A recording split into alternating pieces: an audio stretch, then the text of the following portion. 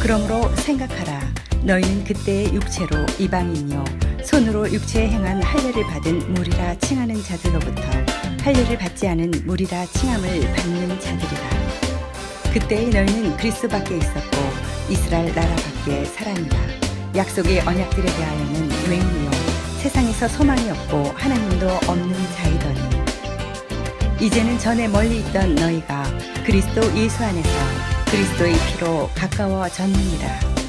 그는 우리의 화평이신지라 불로 하나를 만드사 원수된 것 곧 중간에 막힌 담을 자기 육체로 허시고 법 조문으로 된 계명의 율법을 폐하셨으니 이는 둘로 자기 안에서 한 세 사람을 지어 화평하게 하시고 또 십자가로 이 둘을 한 몸으로 하나님과 화목하게 하려 하십니다.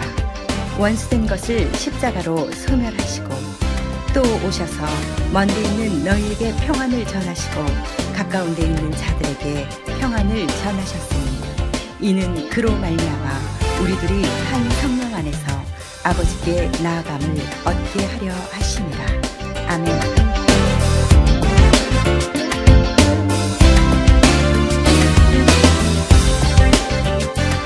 오늘 설교 제목은 멀리 있던 자가 가까워졌다, 이런 제목으로 은혜 받기 원합니다. 지난 주일이 여러분 졸업 예배였는데 제가 청중석에 한번 앉아봤습니다. 앞에서 우리 목사님 설교하실 때에 영어권 설교를 들으셨잖아요. 근데 청중석과 이 강단이 거리가 그렇게 먼 줄 몰랐어요. 너무 멀리 느껴지더라고요. 흡입력도 없고 또 사모하는 마음도 없고, 그래서 그 간극이 너무너무 깊은 협곡과 같았어요.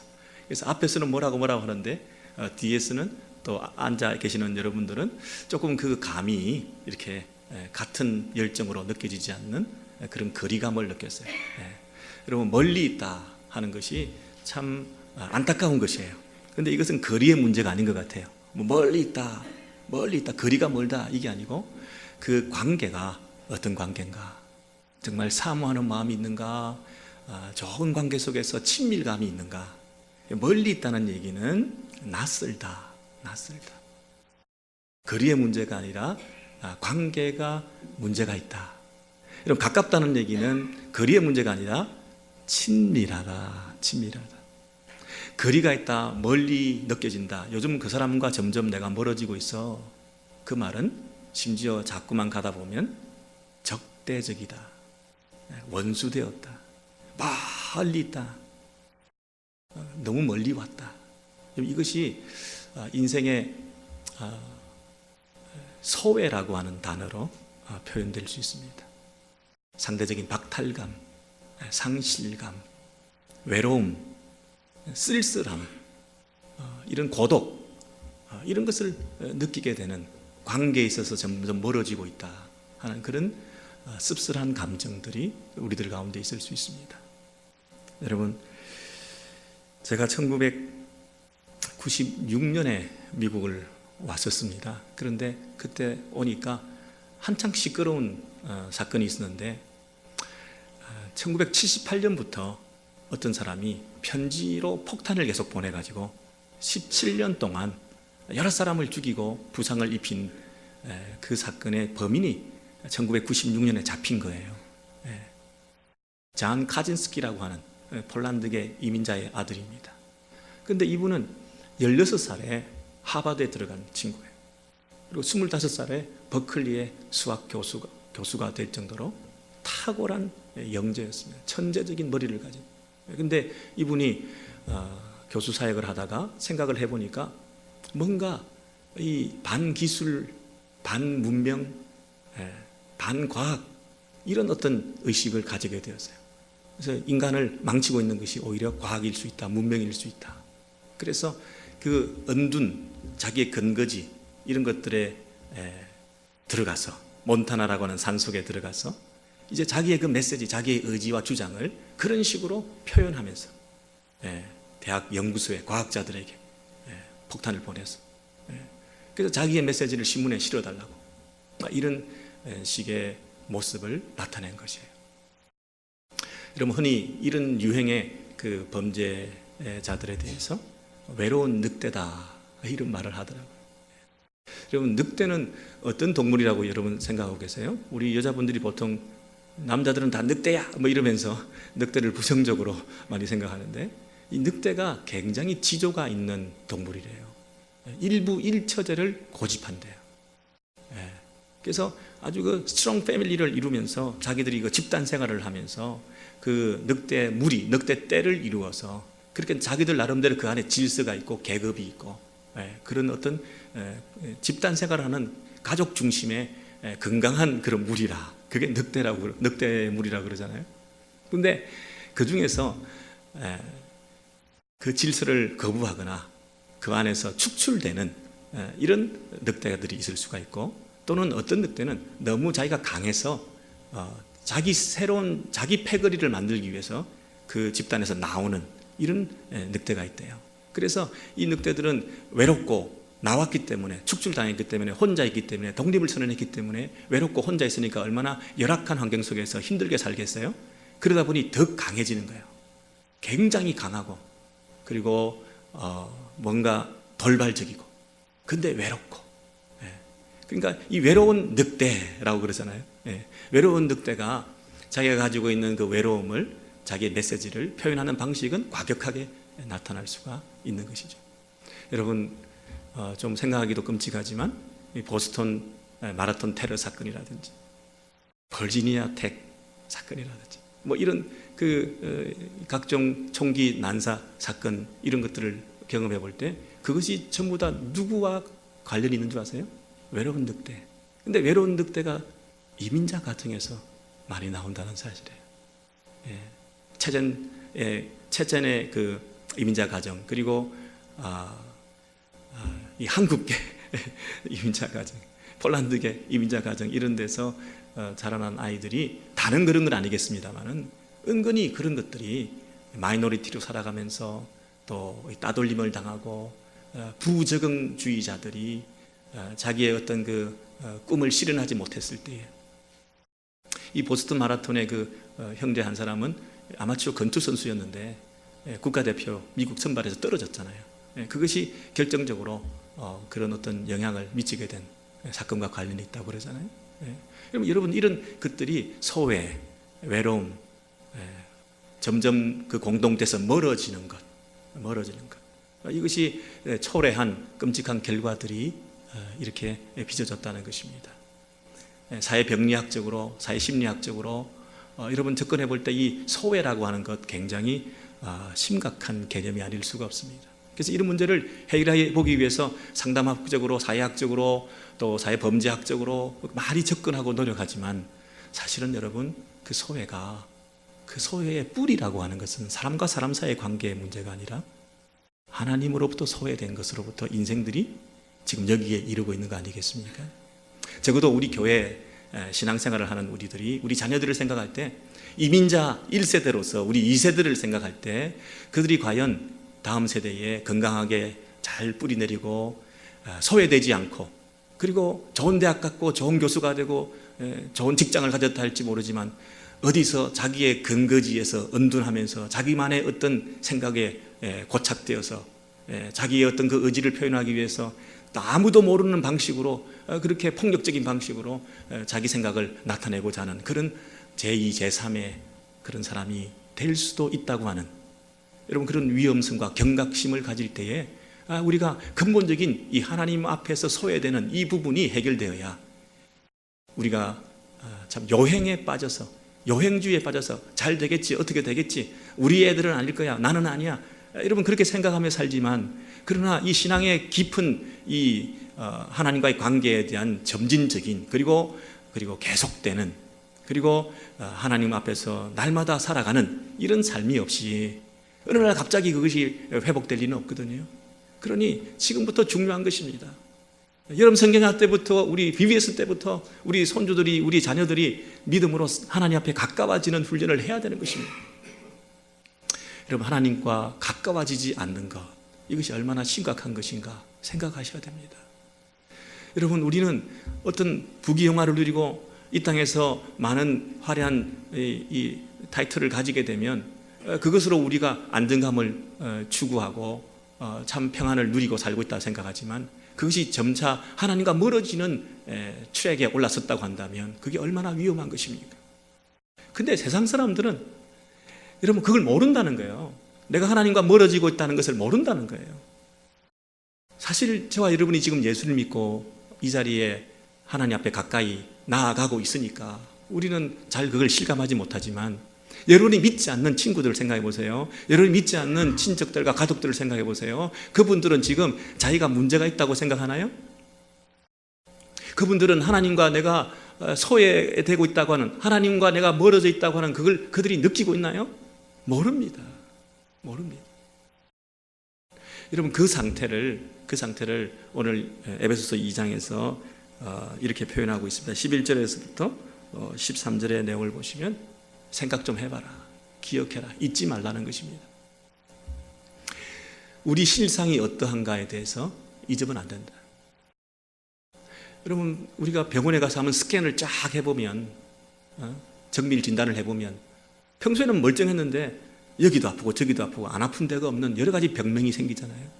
지금 우리가 멀쩡한데 하나님의 시각에서 이렇게 한번 성경적인 관점에서 우리가 누군가 이렇게 한번 스캔을 해보면 이런 병명들이 막 있다는 거예요. 그게 뭡니까? 첫 번째는 네가 태어날 때부터 문제다 그러잖아요. 네가 태어날 때부터 하나님과 멀리서 태어났다는 거예요. 태어날 때부터 우리는 불교 집안에 태어났어. 태어날 때부터 우리는 한국의 저 땅에서 태어났어. 우리는 이스라엘과 상관없이 살았어. 우리는 태어날 때부터 아주 유교적인 집안에서 이렇게 살아났어. 나는 처음부터 하나님 몰랐지. 태어날 때부터 하나님과 관계가 있는 집안도 있었고 하나님과 관계가 있는 민족도 있었다는 거예요. 근데 우리는 하나님과 관계없이 태어났다는 거예요. 육체로는 이방인이요. 아니 내가 이방인으로, 내가 유대인 아닌 사람으로 사는 게 뭐 불편한 게 있었습니까? 내가 이스라엘 백성으로 안 태어난 데 대해서 내가 뭐 그동안 뭐 살아왔는데 어려움이 있었습니까? 없었다는 거예요. 근데 하나님께서 오실 때는 너는 처음부터 이방인이었다. 여러분 이 부분이 다시 한번 생각해야 될 부분이 있는 거예요. 생각해봐라. 육체로는 태어날 때부터 네가 이방인이요. 하나님의 백성이라고는 징표를 받은 할례도 받지 않은 자들이었고, 그리고 너희들은 무엇보다 그리스도 밖에 있는 자들. 밖에 있는.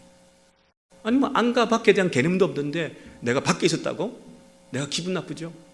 근데 에베소서 2장에서 밖에라고 얘기를 쓰게 된 것은 1장에 그리스도 안에라는 것과 대조를 이루고 있는 거예요. 여러분 그리스도 안에라는 에베소서 1장에서 얼마나 그리스도 안에 많이 그랬어요?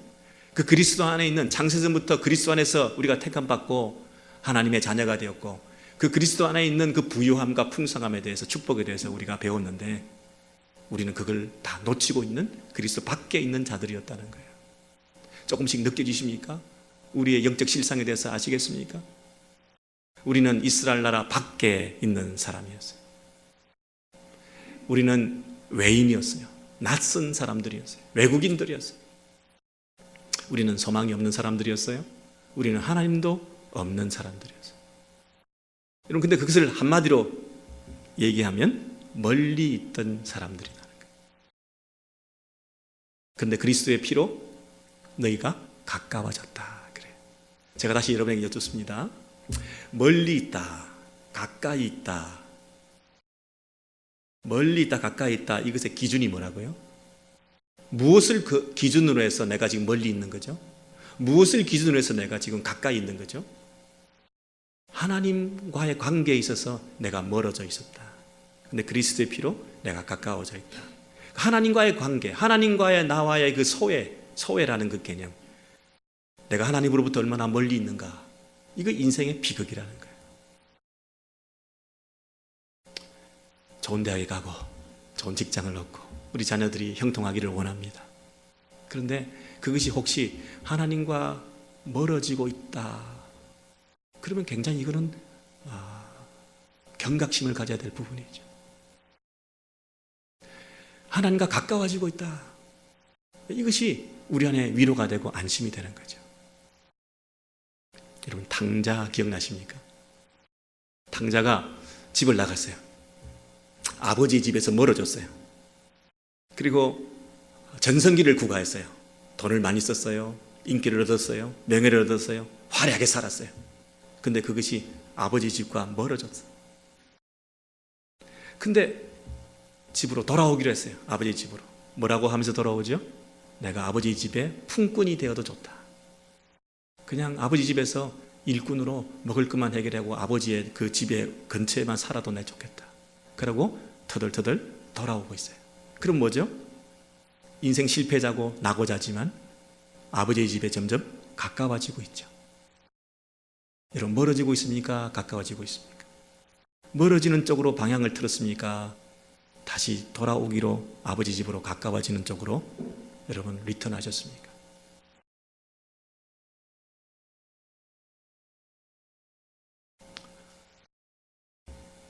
여러분, 메이저리그와 마이너리그 야구에 대해서 여러분 아십니까? 여러분, 야구 좋아하시는 분들은 다 아시겠습니다만은 그 한국의 두 선수가 지금 메이저리그에 올라가기 위해서 애를 쓰고 있다가 점점 어떤 선수는 메이저리그에서 멀어지고 있는 사람이 있어요. 한국에서 홈런 왕이었어요. 한국에서 막 수십 개 홈런을 치고 뭐 세계에서 막 제일 잘할 줄 알고 왔는데 지금 그 메이저리그에 올라가지도 못하고 점점 멀어지고 있는 사람이 있어요. 어떤 선수는 메이저리그에 점점 가까워지더니 지금 올라갔어요. 콜업 됐어요. 그 선수가 뭐라고 인터뷰를 했냐면, 내가 한국에서 그 모든 걸 포기하고 이 꿈을 이루기 위해서 왔는데 마이너리그에 있을 동안에 내가 메이저리그에 올라가서 한 경기만 뛰었으면 좋겠다 하는 마음으로 지금 즐기고 있다는 거예요. 그리고 최근에 선발 경기에 잘 못 나가는데 뭐라고 얘기하느냐면, 후보라도 좋으니까 계속 있으면 좋겠다, 그렇게 얘기해요. 여러분, 메이저리그와 마이너리그의 그 차이는 하늘과 땅 차이라고 그러잖아요. 뭐 이 물질적으로만 연봉으로만 제가 뭐 비교를 해드려서 좀 미안하긴 하지만 그 밀만이라는 게 있잖아요. 원정 경기 가서 하루에 이렇게 지급하는 밥값이 이 마이너리그는 10불, 점심값으로 10불 줍니다. 근데 메이저리그는 얼마? 100불 줍니다. 그 자기 그 식당 그 전속 요리사 다 있는데 그래도 뭐 100불씩 주는 거예요. 그리고 마이너리그에 있다가 메이저리그에 딱 하루만 올라와서 있다가 내려가도 그 사람은 평생 건강보험이 됩니다. 그리고 43일을 버티면 연금을 얼마 받느냐면 36,000불을 받습니다. 43일 아니고 10년을 만약에 버티고 10년 동안 운동을 메이저리그에서 하고 자기가 45세에 은퇴하면 45세부터 65,000불을 연금으로 받습니다. 60세는 20만 불을 받습니다. 여러분, 이 메이저리그의 그 특권이라고 하는 게 놀랍죠. 이동할 때 비행기 타고 가는데 특등석에 1등석에 타고 갑니다. 마이너리그는 걸어서 가든가 아니면 자기 자동차로 가든가 버스 타고 8시간 9시간 가야 됩니다. 호텔에 가면 메이저리그는 1등 호텔에, 특급 호텔에 1인 1실에 들어가고 마이너리그는 모텔에 2인 1실로 들어갑니다. 뭐 이런 게 여러분 뭐 비교거리가 되겠습니까? 어쨌든 그 메이저리그의 그 향기를 맡고 싶다, 그 공기를 마시고 싶다, 그 구장에서 뛰고 싶다, 이게 꿈 아니겠습니까? 근데 이 선수가 하루라도 한 경기라도 뛰고 싶어서 내가 한국에서 미국까지 왔다, 이렇게 얘기를 하잖아요. 후보라도 좋으니 계속 있고 싶다. 여러분, 우리가 성전 문직이라도 좋으니 내가 하나님 앞에 있고 싶다. 내가 탕자가 되어서 품꾼으로 아버지 집에 돌아가더라도 내가 그 아버지 집에 가고 싶다. 여러분, 메이저리그하고 뭐 천국하고 비교가 되겠습니까? 이 비교할 수 없는 하나님 나라의 부요함, 그 아버지의 품에서 누리는 참된 희락과 평강, 그 영원한 영생 복락, 이런 것들을 생각할 때 내가 그 아버지께로 지금 더 가까이 가고 있다. 아버지께로 더 가까이 가고 있다. 그 아버지로부터 정말 멀어지고 있나?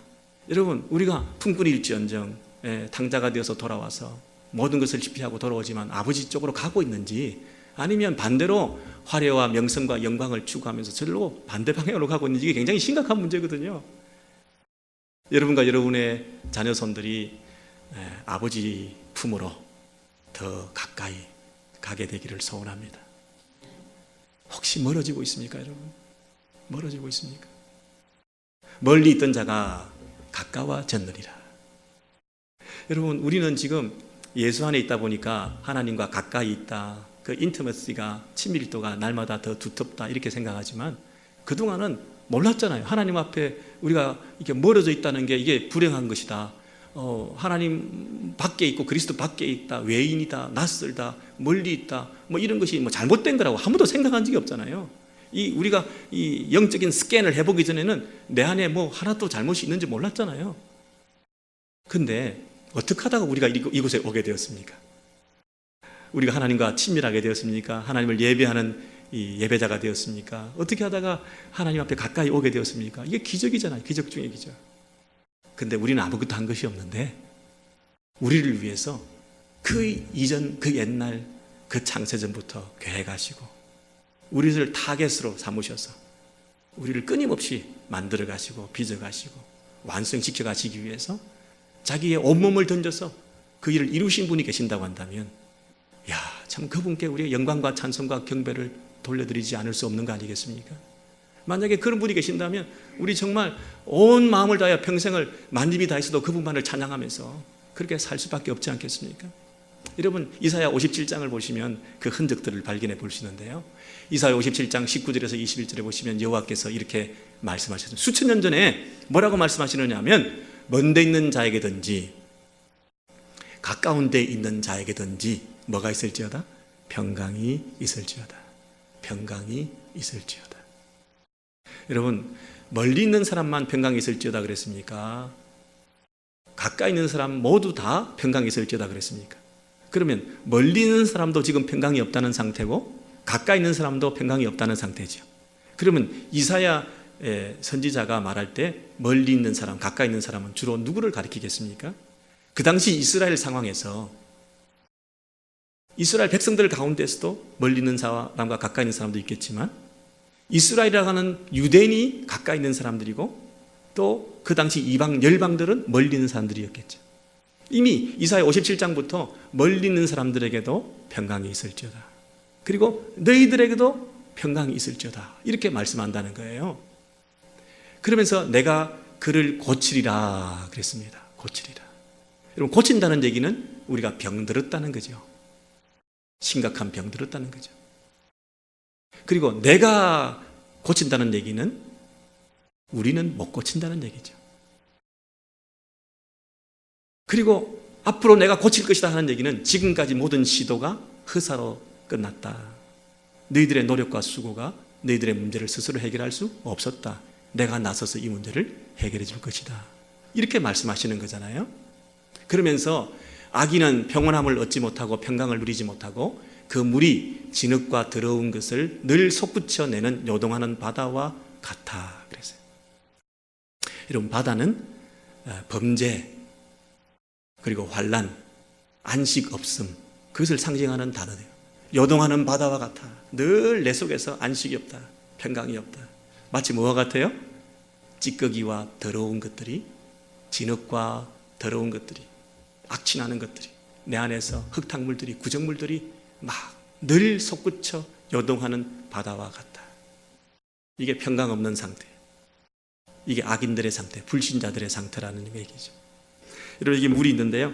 이 물 속에 어떤 침전물이 깔아앉아 있다고 생각하면 가만히 있으면 그 물 안에 그 침전물들이 깔아앉아 있겠죠. 근데 조금만 흔들어주면 그 안에 속에 있는 것들이 다 솟구쳐 속에 있는 것들이 다 위로 올라오겠죠.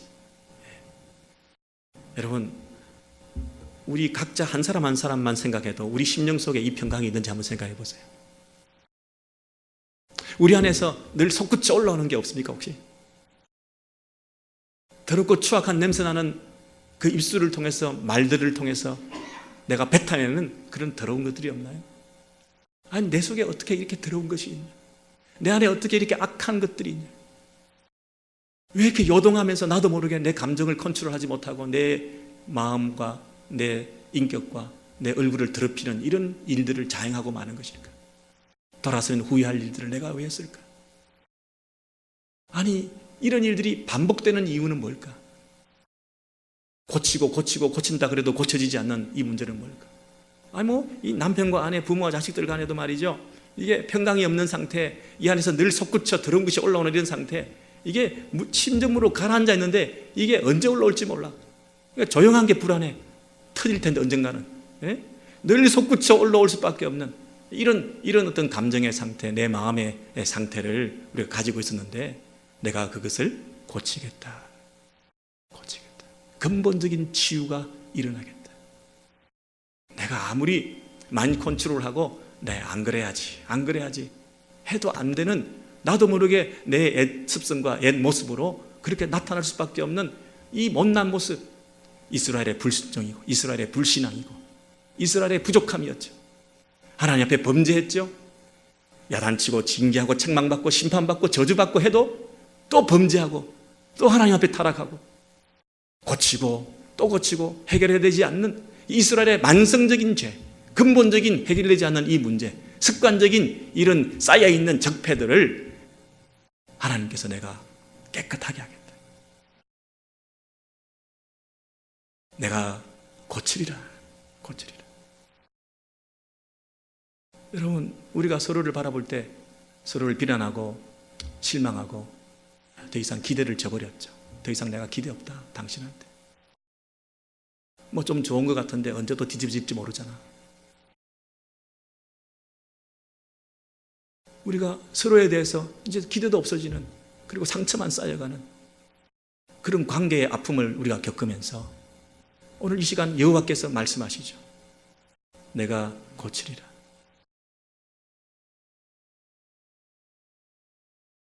여러분, 어떻게 고칠까요? 하나님께서 고쳐주신다고 그랬는데 고치시는 방법은 뭘까요? 어떻게 먼데 있는 자와 가까이 있는 자들 모두를 평강의 상태로 만들어 주실까요? 우리는 아무리 노력해도 습관적인 반복적인 그 죄를 되풀이하면서 하나님 앞에 불순종의 불신앙의 삶을 사는 이 이스라엘 백성들을 향해서 하나님께서 내가 고치리라. 우리는 스스로 해결할 수 없었다는 거예요. 우리는 이 문제를 스스로 해결할 수 없었는데, 그래서 채찍받고 징계받고 책망받고 하나님 앞에 저주받고 심판받고 하는 일들을 반복했는데, 이제 하나님께서 내가 고치리라. 그 얘기는 뭐냐면 그분이 당신 아들을 보내셔서 채찍받으시고 저주받게 하시고 우리의 모든 연약과 부족함을 짊어지시고 그분이 대신 죽으시고 심판받으셨어요. 그리스도 안에서 그의 피로 말미암아, 그 십자가로 말미암아 우리의 모든 죄값을 지불하시고 우리의 모든 부족과 연약과 우리의 나약함과 연약함과 상처와 아픔과 이 모든 마음속에 있는 찌꺼기들과 악취나는 더러운 것들과 내 속에 있는 잠재되어 있는 이 깊은 죄성의 뿌리들까지 다 뽑아내셔서 죄를 해결해 주셨어요. 죄 문제를 해결해 주셨어요. 예수의 피로 말미암아 우리를 씻어 주셨어요. 말갛게 해 주셨어요. 이제 성령의 능력으로 우리 안에서 살아가게 하시는 그 방법으로 내가 너희를 고쳐주리라. 우리는 고칠 수 없었던 부분은 그분은 고쳐주신다는 이 약속이, 여러분, 이 에베소서 2장에서 어떻게 표현되었는지, 그 멀리 있는 우리들에게도 이 고침과 치유가 나타났다는 그 감격과 기쁨이 이 시간 우리가 찬양할 수밖에 없게 만드는 이 말씀으로 우리에게 다가오는 것이에요.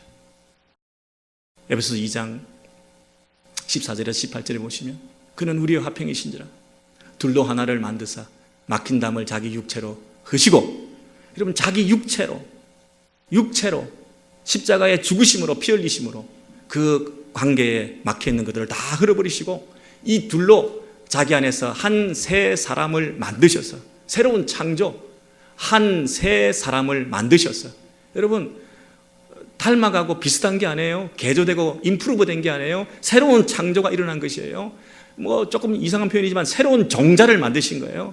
저와 여러분의 그 옛 종자가 아닌, 죄로 오염된 그 종자가 아닌 우리의 자연인 여러분의 성실을 가지고 있는 김씨, 박씨, 백씨 그 인간 말고 새로운 예수 안에서 피조물 된 새로운 종자, 예수의 피로 말미암아 새롭게 빚으신 새로운 인생, 새로운 인류를 만드셔서 이제 우리 둘이 하나가 되게 하시고 십자가의 능력으로 우리를 한 몸을 이루게 하셔서 이제 하나님과 화목하게 하려 하십니다.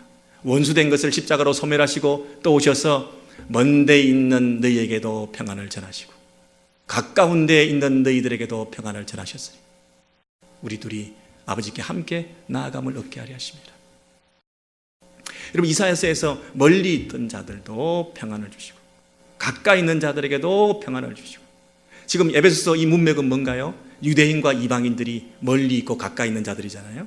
가까이 있는 유대인들과 멀리 있는 이방인들이 다 하나가 되어서 각자에게도 평안을 주시고, 여러분, 이 말은 A라는 인종과 B라는 인종과 A라는 민족과 B라는 민족이 있는데 어느 한쪽으로 흡수 통일되고 하나가 되는 게 아니라, 여러분, 각자에게 다 은혜가 필요하다는 것이죠. 유대인들에게도 가까이 있는 자들에게도 은혜가 필요한 것이죠. 멀리 있는 이방인들에게도 하나님의 은혜가 필요한 거예요. 각자가 다 고쳐지고 각자가 다 새로워져야 된다는 것이죠. 그래야 하나가 될 수 있는 것이지, A와 B가 있는데 A가 뭐라고 얘기하냐면 나처럼 되라. 당신 나처럼 돼. B가 아니야 나처럼 돼. A처럼 B처럼 되는 게 아니라 C처럼 되는 거예요. 새로운 크라이스트, 예수 그리스도처럼 되는 거예요. 그리스도처럼 되어야 A와 B가 진정한 하나됨을 이룰 수 있다는 거예요. 그래서 둘이 함께 아버지께 나아감을 얻게 하려 하십니다. 어떻게 우리가 하나가 될 수 있겠어요? 이 방법 외에는. 이것이 우리를 고치시는 방법이에요. 여러분, 우리가 부부나 남편이나 자녀나 가족이나 우리 공동체 안에서도 어떤 그 평화가 없다, 불협화음이 계속된다, 함께 동력하는 시너지가 나타나지 않는다, 이 서로 뭔가 하나로 만드는 것 자체가 너무 어렵다. 목회와 사역이라고 하는 것은, 하나님 나라 일이라고 하는 것은 함께 동력하면서 주를 위해서 큰 비전을 가지고 나아가는 것이 주의 일인데, 맨날 하나 되게 하는 일에 고착되어서 소모적인 시간을 보내고 있다고 한다면 그게 교회의 본연의 사명을 감당하는 일일까? 기본인데, 기본. 각자가 내려놓고 나를 죽이고 예수 안에서 그 피로 씻음 받아 A와 B가 다 죽고 C가 되어서 그리스도처럼 되어서 우리가 함께 손잡고 하나님께 나아가는 이 동력과 예배가 일어나지 않으면 교회의 본질이 아닌데, 여러분 생각을 해보세요.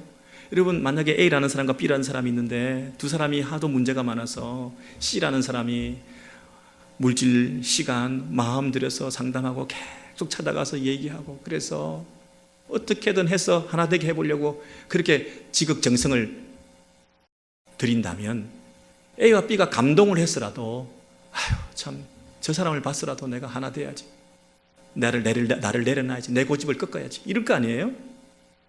근데 누가 죽었으면, 내가 너희들이 하나 되기 원한다고 그러고 내가 죽어버리겠다 그러면 어떡하시겠어요? 하나님께서 당신 아들을 죽이셨잖아요.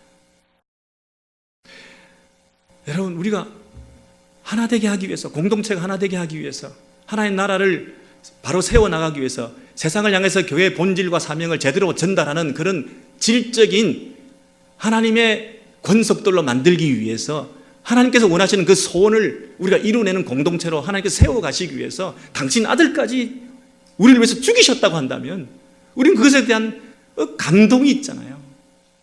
아, 이건 아니구나. 내가 고집 부릴 일이 아니구나. 내가 더 이상 상대방을 헐터주고 나만 옳다고 해야 될 문제가 아니구나. 나를 내려놓게 되잖아요. 그리스도의 피로 내가 씻음받게 되잖아요. 세상이 어느 정도인 줄 아세요? 종이나 자유자나, 유대인이나 헬라인이나, 유대인이나 헬라인이나 이거는 인종적으로 극과 극이잖아요. 여러분, 종이나 자유자나 이거는 이 신분적으로 극과 극이잖아요. 근데 심지어 어디까지 가는 줄 아세요? 남자나 여자나. 여러분, 이런 레디컬한 이런 가르침이 어디 있습니까? 아니, 우리가 인습에 물들어서 우리의 문화적인 어떤 영향을 받아서 우리 관료적인 생각을 가질 때에 남자가 감히 이런 일을 할 수 있나? 감히 남자 앞에 어떻게 여자? 아니, 여자는 뭐 어쩌고 저쩌고, 이런 태도를 가지고 있는 사람들이 교회 안에 있다고 한다면 그것도 아니라는 거예요. 내가 주인인데 감히, 내가 남자인데 어떻게? 여러분, 이런 생각 자체가 그리스도 안에서 그리스도의 피로 씻음받은 인생이 될 때는 그 자체도 없어진다는 거예요. 이런 혁명적인, 이런 레디컬한 표현이 어디 있습니까? 그게 교회라는 것입니다. 근데 교회 안에서 여전히 내가 남자인데, 내가 주인인데, 내가 유일인데 이런 모습을 가지고 있다면 여러분 이게 기독교의 본질이 아니라는 거잖아요. 우리를 새로 둘을 어떻게 만드셨냐면 원 뉴 맨을 만드셨다 그러잖아요. 새로운 사람을 만드셨다.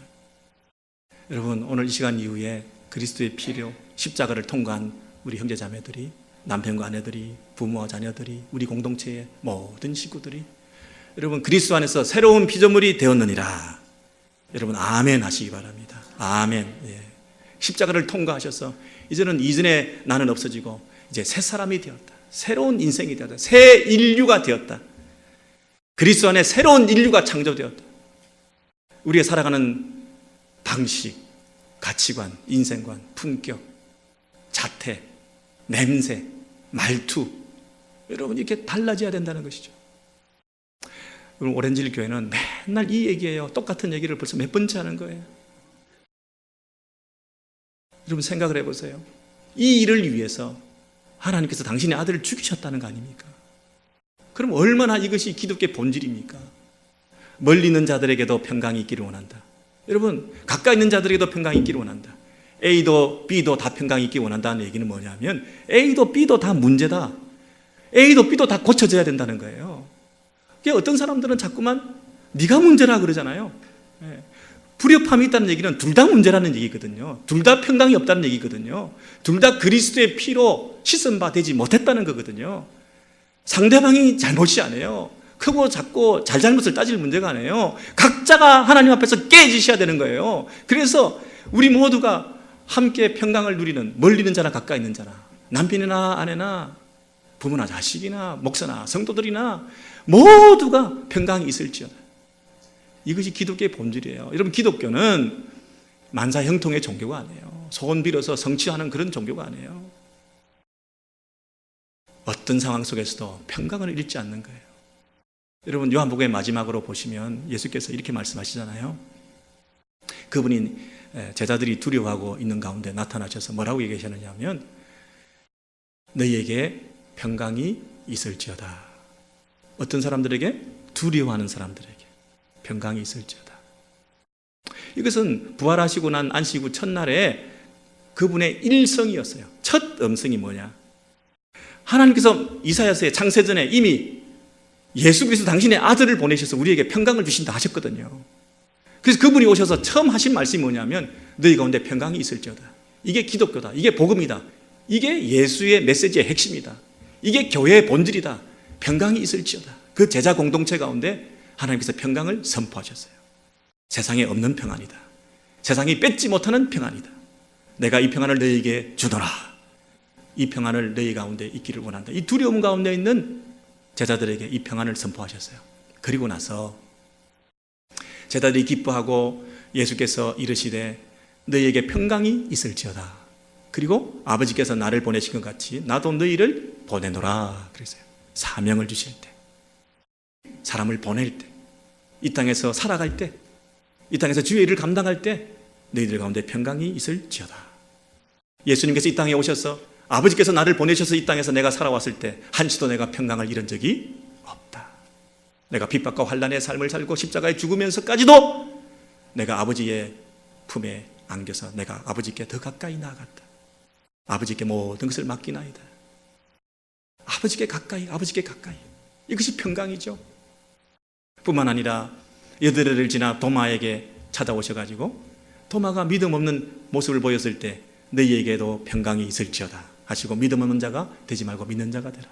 불순종과 불신앙에 의심하고 회의하는 믿음 없는 자들에게도 찾아오셔서 하나님께서 그리스도의 피로 말미암는 참된 믿음을 심어주시고 네 가운데 평강을 회복하라. 하나님과 관계가 회복되어지라. 하나님 앞에 더 가까이 나아가라. 이렇게 말씀하신 거죠. 여러분 예수께서 반복해서 말씀하신 것도 평강이었어요. 처음 말씀하신 것도 평강이셨어요. 제자들에게 주신 것도 평강의 메시지였어요. 그 제자들이 후대에 전하는 것도 평강의 메시지였어요. 오늘 우리가 누리는 것도 예수 안에 있는 평강인 줄 믿습니다. 기독교는 만사형통, 소원성취의 종교가 아니에요. 어떤 상황 속에서도 이 평강을 잃지 않는 것이에요. 그리스도의 피로 말미암아 우리가 하나가 되었고 하나된 우리들이 하나님 앞에 함께 나아감을 얻었다. 이 동력과 이 하나님에 대한 진정한 예배가, 이 평강의 질서가 공동체 안에 회복되는 여러분 인생 가운데, 여러분 심령 속에 이 평강이 넘치는 그런 은혜가 있게 되기를 소원합니다.